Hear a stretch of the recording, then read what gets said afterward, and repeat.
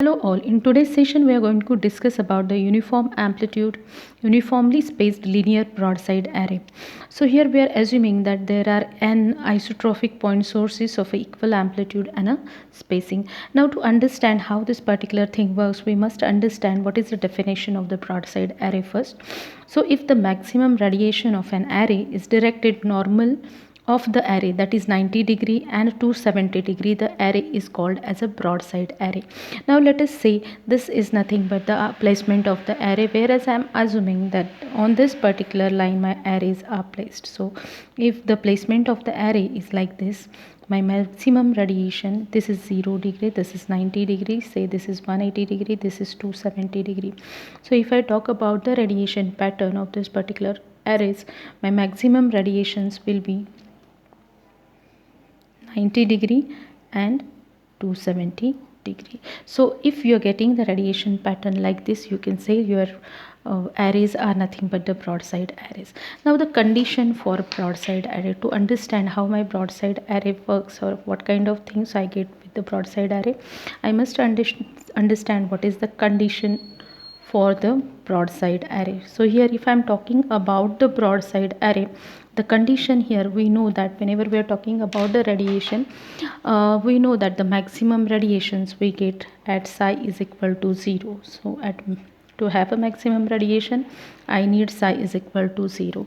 Now here in this particular case, as we are assuming that my arrays are broadside arrays, here my phi will be either 90° or you can say phi is 270°. So I can say psi is equal to beta d cos of phi is equal to 0. But here again we need to consider that alpha, which is nothing but the 0. Now here in our case we are assuming that our arrays are of having a equal phase and equal amplitude. So here my alpha will be 0. So let us talk bd cos of 90°, or I can say 270°, plus alpha is equal to 0. That is, I can say alpha is equal to 0. So thus, to have a maximum radiation of a uniform array directed normal to the line of the array, the necessary condition is that all elements in the array should have a same phase excitation. So we can say the condition is that your alpha must be 0, and I can say the psi must be 0. So this is nothing but the condition for broadside array.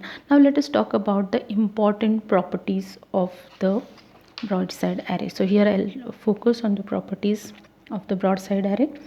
So properties here, so here whenever I'm talking about the properties, let us discuss one by one property. So the first property, which we have already talked previously, is nothing but the null directions. So here whenever I'm talking about the null directions, I can say these are the directions where I'm getting the 0 power. Okay, so we have an expression for null direction as we have seen in the previous session. So 50 is equal to cos inverse 1 upon beta d minus alpha plus minus 2 n pi divided by n. So this is nothing but the expression for the null direction. Now putting n is equal to, or you can say, you know that where n is equal to 1, 2, 3 and so on. Now here we'll put alpha is equal to 0, and we know that our phase constant beta is equal to 2 pi by lambda. So let us put all these values in our expression. So my 50 here will become cos inverse of 1 upon beta d plus minus 2 n pi divided by n. Okay, so by solving this one, again I'll write cos inverse of, say, lambda 2 pi d plus minus 2 n pi divided by n. So this is nothing but the new equation which we have got now. So 50 is equal to cos inverse of plus minus n lambda by n d. So this is nothing but the, we can say, null direction for broadside array. Now here, whereas we know that n is nothing but the 1, 2, 3 and so on, but we know that n is not equal to n, okay, or 2n or 3n and so on. So the value of n determines the order of the null. So here I can say this n is nothing but the order of null, ठीक है, and for null to exist the argument of cos inverse cannot exceed unity. So this is all about the null direction. Now the second property we can say is nothing but the direction of maxima. So whenever we are talking about the direction of maxima, we know that phase excitation here is nothing but the alpha. So here we know that 5m, as we have already dealt with this direction of the maxima previously, cos inverse 1 upon beta d minus alpha plus minus 2 m pi. So this is nothing but the how I'm going to get the direction of the maxima. Now with alpha is equal to 0, here we know that our alpha is equal to 0. So 5m here is equal to cos inverse plus minus 2m pi divided by beta d. So the 5m here is equal to cos inverse plus minus m lambda by t. So this is, we can say, the direction of the maxima, whereas we can say my m is equal to 0, 1, 2, 3 and so on. So here I'll write m is equal to 0, 1, 2 and so on. So the separation between elements can be any value. So grating loops, so here we'll talk about the grating loops here. So the next parameter or next thing which we are going to discuss here is nothing but the grating loop. The interesting thing occur when the separation is equal to multiple of a wavelength, that is t is equal to n lambda. So n is equal to 1, 2, 3 and so on, and we know that alpha is equal to 0. So psi here is equal to beta d cos 5 plus alpha. So if I put all these things over there, 2 pi by lambda and a lambda into cos of 5 must be equal to 0. So here when I solve this particular thing, or I can write here psi is equal to 2 pi n cos of 5. So if we put in this particular equation, if we put 5 is equal to 0 degree or 180 degree, 5 will be plus minus 2 pi n. So here further solving these things, the value of psi when substituted in the array factor. So we know that array factor is equal to 1 upon n sine of n psi by 2 divided by sine of, I can say, psi by 2. So it will get sine of 0 divided by sine of 0. Now whereas this value is nothing but the maximum value. So thus in addition to having the maxima of the radiation pattern in the broadside direction, there are additional maxima along the axis 5 is equal to 0 degree and 180 degree. So I can say this will be the additional maxima. So you can say these are nothing but the unwanted direction. So these will be called as the grating loops. So how we can avoid this grating loop? So let us talk about avoiding these grating loops here. So to avoid the grating loops here, I am interested in avoiding the grating loops. So to avoid, I can say, grating loops, the largest spacing between, you can say, largest spacing between the elements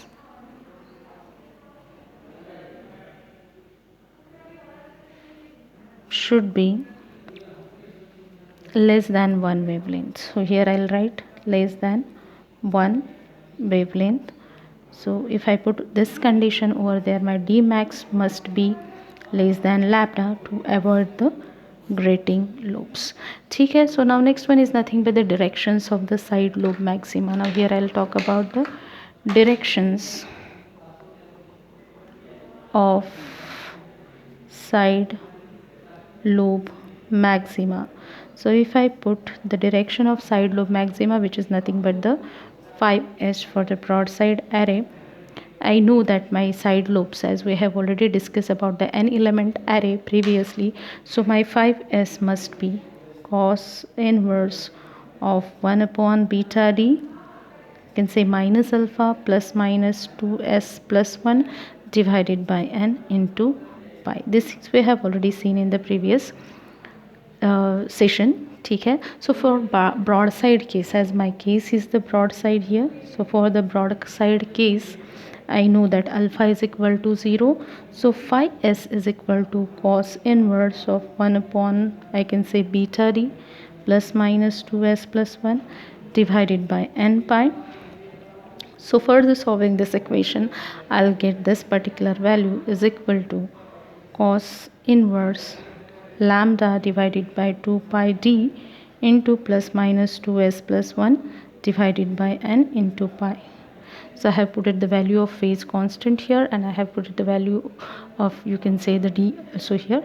So here my 5s in this particular equation will become 5s is equal to cos inverse of plus minus 2s plus 1 lambda divided by 2n d. So this is nothing but the direction of the side lobe maxima. Now here we know that the side lobe where s value is nothing but the 1, 2, 3 and so on. So this is another property we can say of this broadside array.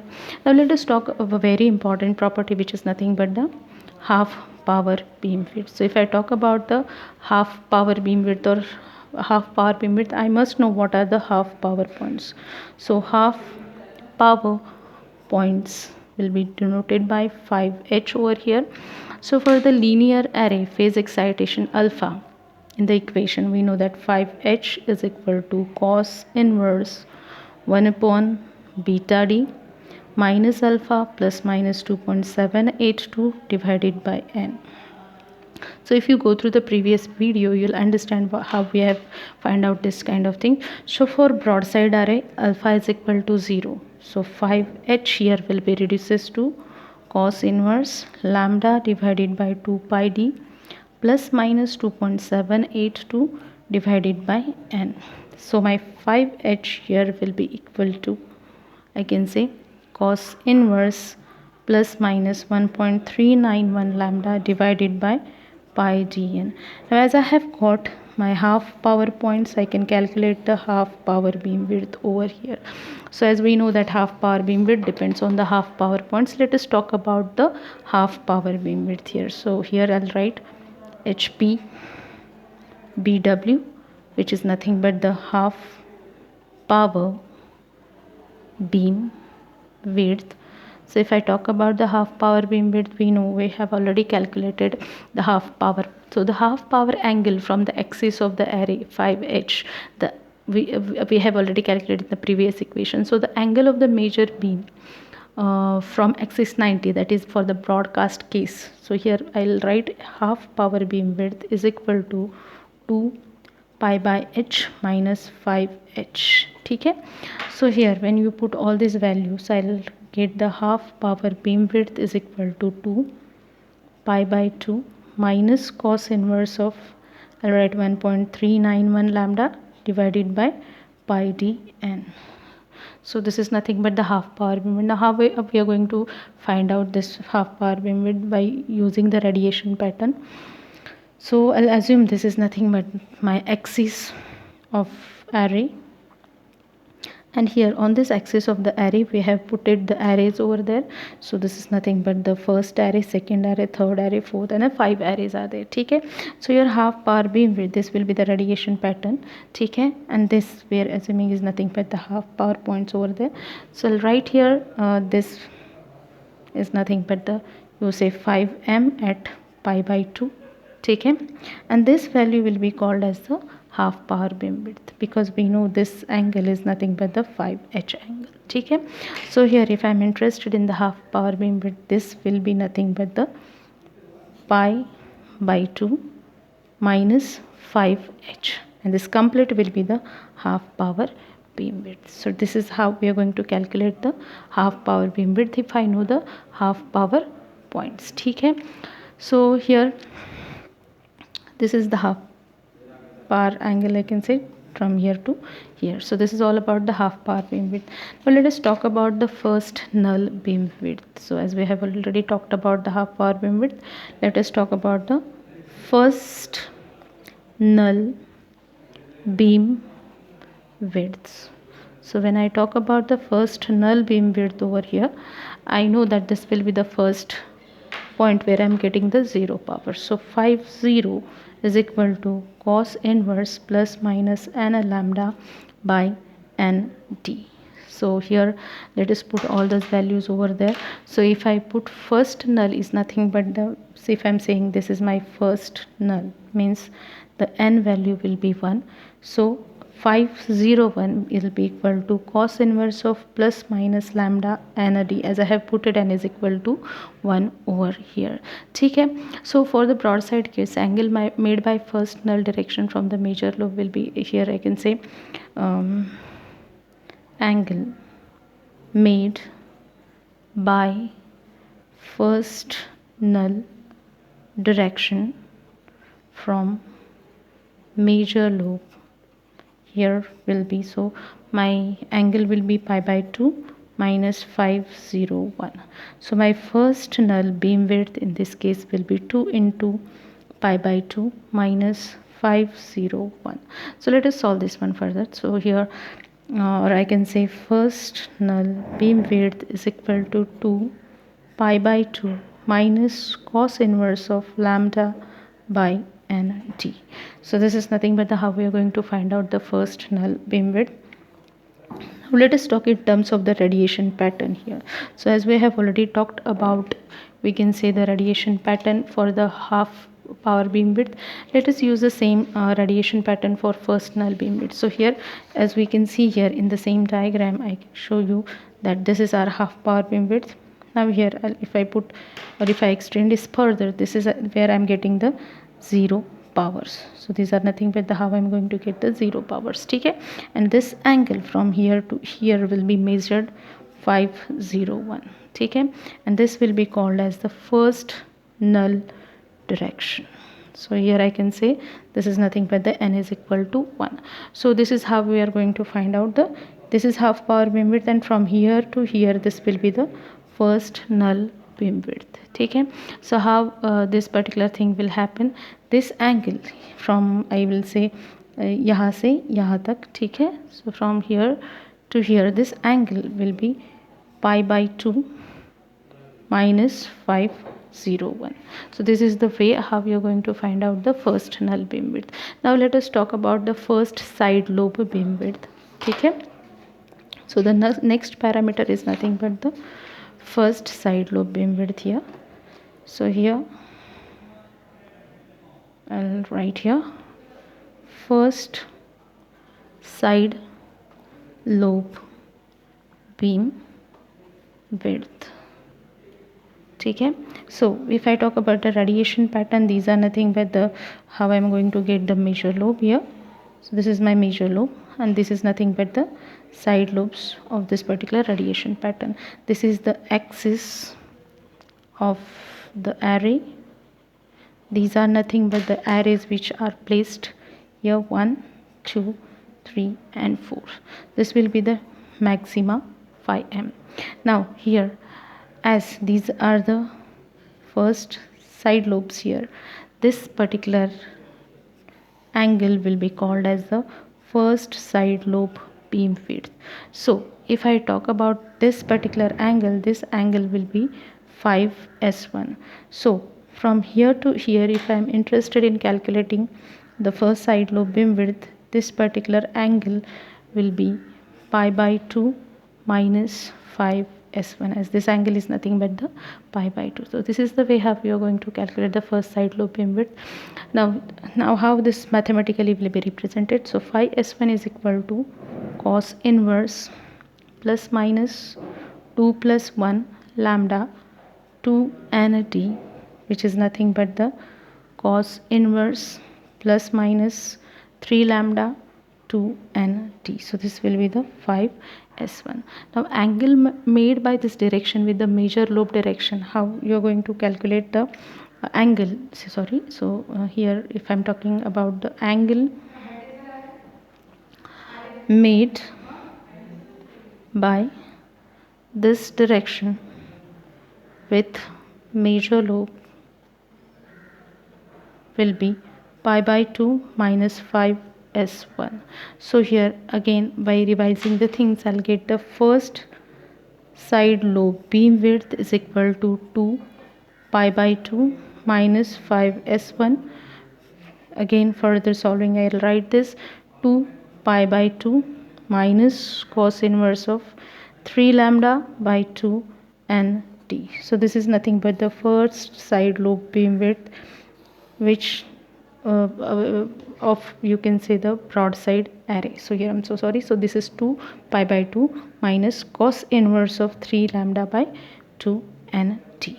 So next one is nothing but the typical pattern for the broadside array. So here if I discuss about the typical pattern or the typical broadside radiation pattern, as we have already discussed that broadside arrays are nothing but the arrays which are having the maximum radiation in the 90-degree and a 270-degree. So typical radiation pattern of this particular broadside array, if I'm interested in drawing this one, we'll get this kind of the pattern. So this is nothing but the two axis. This is 5 is equal to 0. This is the array of axis. This will be 5 is equal to 90-degree. This will be 5 is equal to 180-degree. This will be 5 is equal to 270-degree. So here I'll get the radiation pattern like this. Here the maximas will be there and here also the maximas will be there, and these are nothing but the side lobes. Okay, so this is the broadside pattern, or you can say the typical broadside pattern, broadside array pattern. Okay, so this will be the only broadside case. If you talk about the broadside and end fire, you will have both the directions, or you will have a radiations over here as well as here. Okay, so let us summarize the things which we have seen here. So whatever we have seen up till now, we'll just summarize the things on the next page. So here I'll write first thing which we have seen is nothing but the broadside array, or you can say the summary of broadside array. So if I summarize, first parameter is nothing but the nulls. So 5 0 is equal to cos inverse plus minus n lambda by n d, where n is equal to 1 2 3 and n is not equal to n 2 n and 3 n. Okay, so the next thing about this is nothing but the maxima, whereas we can say 5m is equal to cos inverse of plus minus m lambda by d, whereas m is equal to 0 1 2 and so on. Then third one is nothing but the side lobe maxima. So side lobe maxima will be denoted by 5s, which is equal to cos inverse of plus minus 2s plus 1 lambda divided by 2 nd, whereas I can say s is equal to 1 2 3 and so on. Next parameter is nothing but the, say, fourth parameter or fourth property of this one is nothing but the half power directions. So half power directions here will be 5h, which is equal to cos inverse of plus minus 1.391 lambda divided by pi n t. Okay, now the fifth parameter is nothing but the half power beam width. So I'll write here HPBW, which is nothing but the 2 pi by 2 minus this particular 5h. So cos inverse of plus minus 1.391 lambda divided by pi n d. So this is the fifth parameter which we have seen. Now let us talk about the sixth parameter, that is nothing but the first null beam width. So first null beam width is equal to 2 pi by 2 minus cos inverse of lambda by n t. Now let us talk about the side lobe width. So seventh parameter is nothing but the first side lobe beam width. So if I talk about the first side lobe beam width over here, it is equal to 2 pi by 2 minus cos inverse of 3 lambda by 2 nd. So this is nothing but the summary of the broadside array. Now let us talk about the other parameters or other properties of the broadside array. First, we'll talk about the directivity, but to understand the directivity of the broadside array, first we'll talk about the directivity in general. So, what do you mean by the directivity and how we can calculate this particular directivity? Okay, as this is nothing but the concept which we have seen in our first unit, but still we need to revise that things. So, first we'll talk about the radiation intensity. So, radiation intensity, because these two terms are related, I need to talk about the radiation intensity first. So here we talk about the radiation intensity, which is nothing but the power radiated by an antenna per unit solid angle. Okay, and the unit is given is nothing but the watt per steradian. This is nothing but the thing which we have already seen previously. So U will be defined by R square W radiated. This is the radiation intensity. So U is the radiation intensity and W radiated is nothing but the radiation density. So W radiated is radiation density, which we have already seen is nothing but the power radiated per unit area. So you can say, so the unit will be watts per meter square over here. Okay, so this is nothing but, so radiation density we can calculate. W radiated will be calculated by, you can say 1 by 2 E square neta, which is nothing but the 1/2 neta H square. So electric field in general is the function of r, theta and phi. So I can say this E is function of r, theta and phi. So further we can express this radiation intensity like this one. So U is equal to r square 2 neta E bar, which is the function of r, theta and phi square. Okay, so in the term of normalized field, it is also written, if I'm talking about the in terms of normalized field, I can write this U, that is radiation intensity, is equal to En, I can say square. Okay, this is normalized electric field intensity, I can say. So remember the definition of array factor we have seen. What is the definition of the array factor which we have seen previously? It is nothing but, I can say U is equal to, that is equal to AF square. So further putting all the things, the power radiated by the antenna is expressed in terms of the radiation intensity. So if I'm interested in the P radiated, I'll write this is 4 pi U d ohm, which is nothing but I can say 0 to 2 pi, 0 to pi U sine theta d theta d5. Okay, so for the solving, now d ohm is nothing but the here element of the solid angle. So I can say, I'll put that thing. So d ohm is equal to element of solid angle, which is nothing but the sine theta d theta and d5. So I can put that particular thing over here. So when the isotropic source is there, the radiation intensity will be independent of theta and phi. So then using the equation, so in case, I can say in case of source is isotropic, I can write a P radiated is equal to 0 to 2 pi, 0 to pi U0 sine theta d theta and d5, or you can write U0 0 to 2 pi, 0 to pi sine theta d theta d5, which is nothing but the U0 4 pi. So 4 pi is nothing but the value of this particular solid angle for a isotropic source, which we have already seen. Or if I write it in very simple way, I can write U0 is equal to P radiated by 4 pi. These things we have already seen in the previous sessions.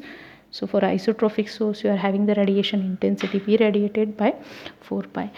So inserting other equations in this particular, we can write here my radiation intensity for isotropic source U0 is equal to 1 upon 4 pi 0 to 2 pi 0 to pi U sine of theta d theta and a d5.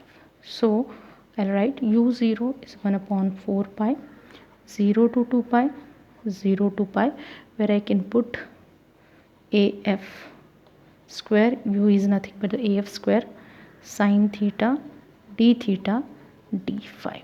So this is all about the radiation intensity. So directivity, so if I'm talking about the directivity, we're talking the directivity in general. So if I talk about the directivity in general, D is equal to U max by U0. So D is the directivity, U max is the maximum radiation intensity in, you can say, watts per radian, and U0 is nothing but the radiation intensity of the isotropic source. Okay. Now here this is nothing but the directivity in general. Now we'll talk about the directivity in case of the broadside array. So directivity, I'll write here, directivity of broadside array. So if I talk about the directivity of the broadside array, we'll talk first in terms of the array factor. So 1 upon n sine of n psi by 2 divided by sine of psi by 2. Okay. So this is nothing but the array factor, where psi is nothing but the beta d cos of theta plus alpha. So for broadside array, we know that alpha is equal to 0. Then my array factor will become 1 upon n sine of, let's say, n by 2 beta d cos of theta divided by, I can write sine of 1 by 2 beta d cos of theta. Okay. So if alpha is equal to 0, my this particular things will become like this one. Okay. So I have put the value of you can say psi over here, which is nothing but the beta d cos of theta. Okay. So further solving this equation, I can get the directivity.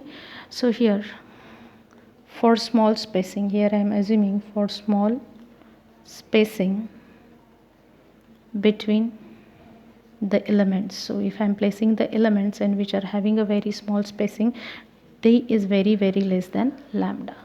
Otherwise you can say d by lambda is very less than 1. So that now if I put this condition, I'll have a sine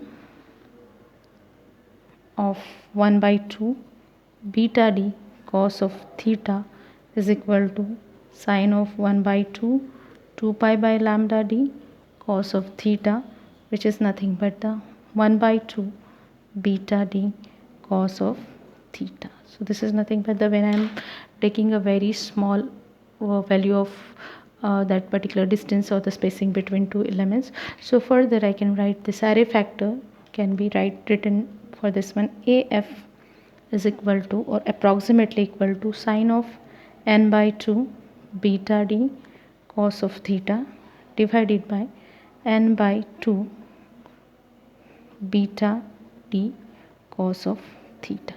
Okay.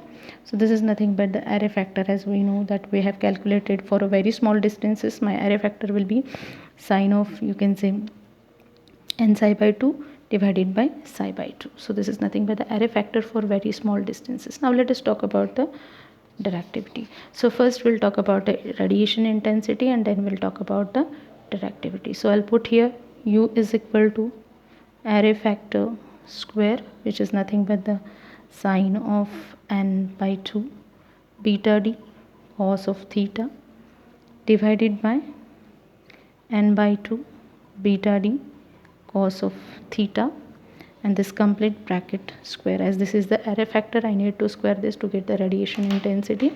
So further we're assuming that this is nothing but the sine of z divided by z square.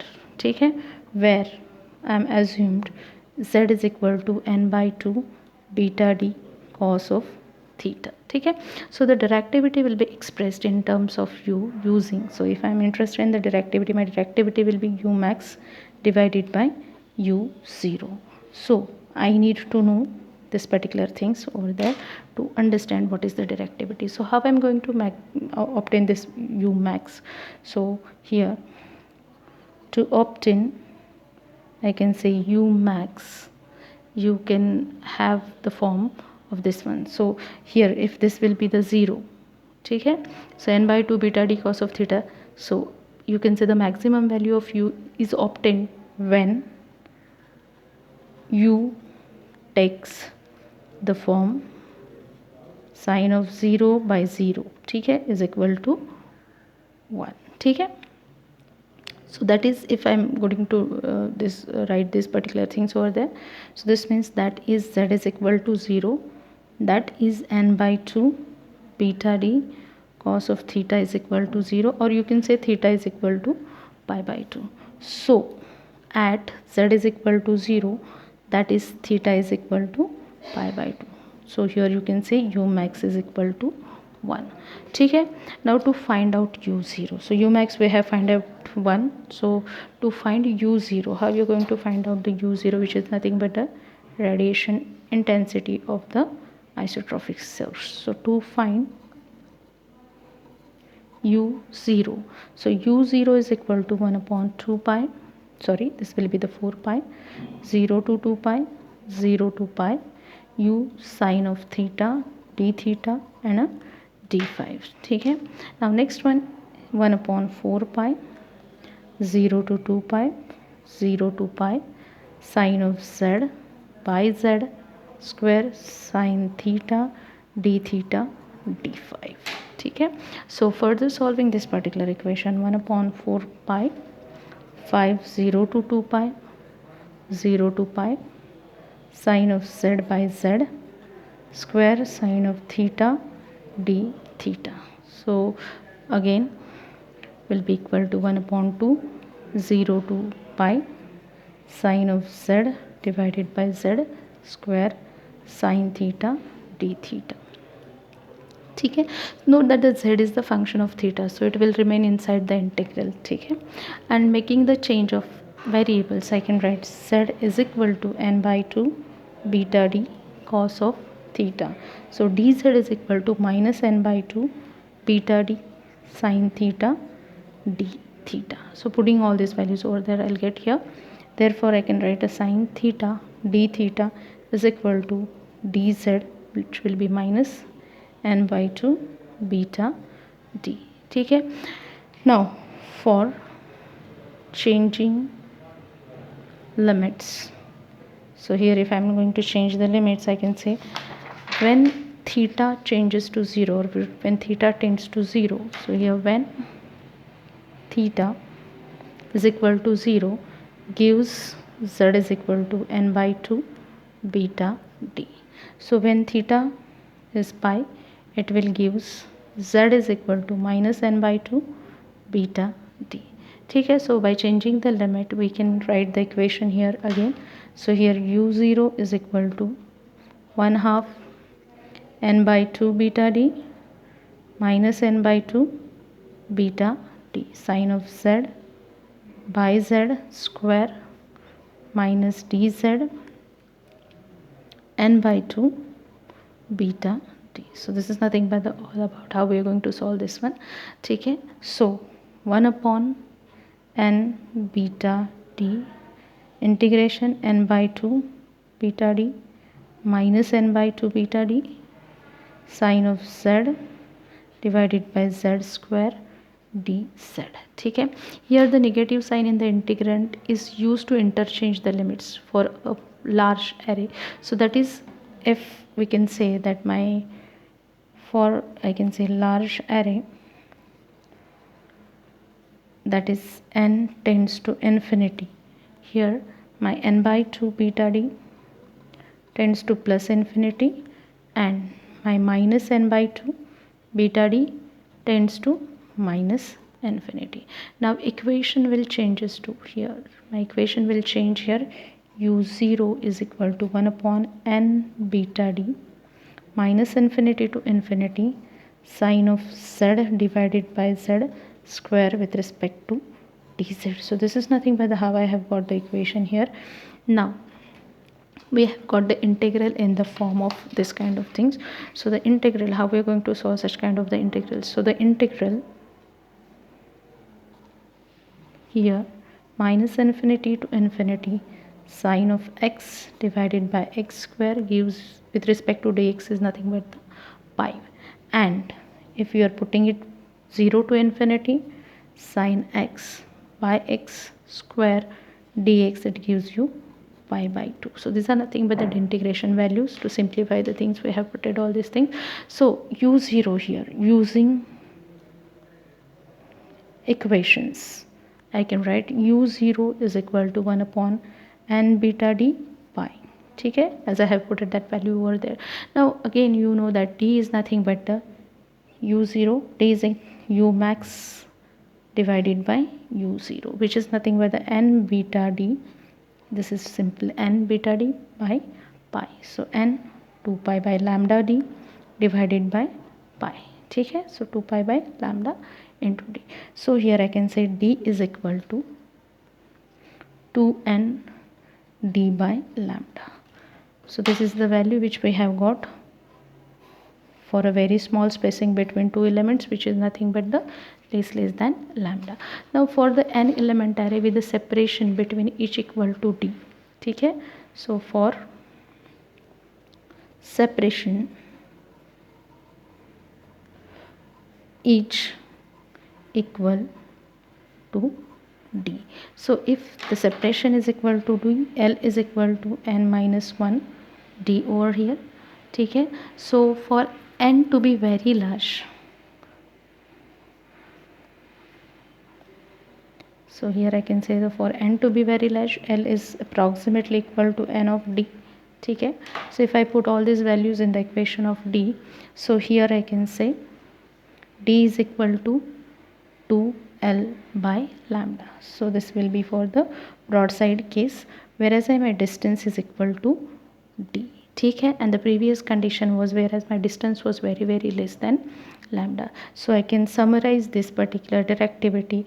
This is I can say for broadside array where distance is equal to d, and if d is very smaller than lambda, I'll write d is equal to 2n d by lambda. So these are nothing but the directivities in the case of broadside array. So we will stop here. Thank you.